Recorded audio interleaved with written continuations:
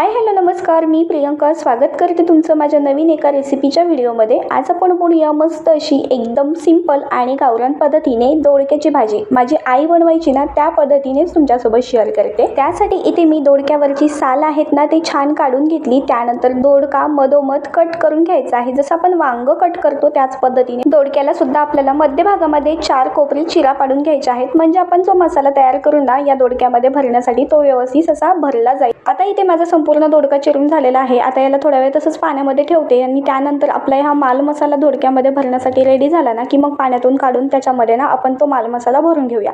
तर आता मसाला तयार करण्यासाठी काय करायचं, तव्यामध्ये थोडंसं तेल टाकायचं, 2 मीडियम आकाराचे उभ्या आकारामध्ये कांदे कापून घेतले होते, त्याला छान परतवून घेतलं। कांद्यासोबत खोबरं सुद्धा चांगलं लालसर भाजून घेतलं। कांदा खोबरं भाजल्यानंतर ना एका मिक्सरच्या भांड्यामध्ये लगेच टाकून घ्यायचं।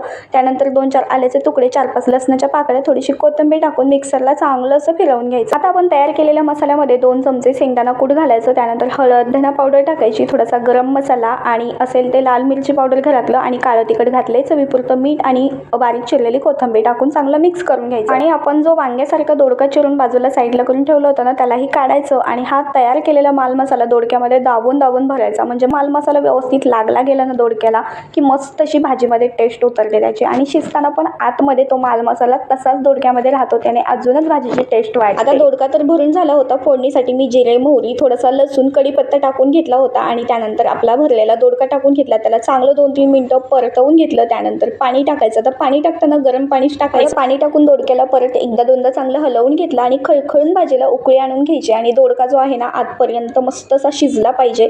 पहा किती मस्त गावरान पद्धतीची ही दोडका भाजी कशी वाटली तुम्हाला, आणि आईच्या पद्धतीने ही दोडका भाजी बनवली आहे। तर रेसिपी कशी वाटली नक्की कमेंट करून सांगा। आवडली असेल तर लाईक नक्कीच करा। धन्यवाद।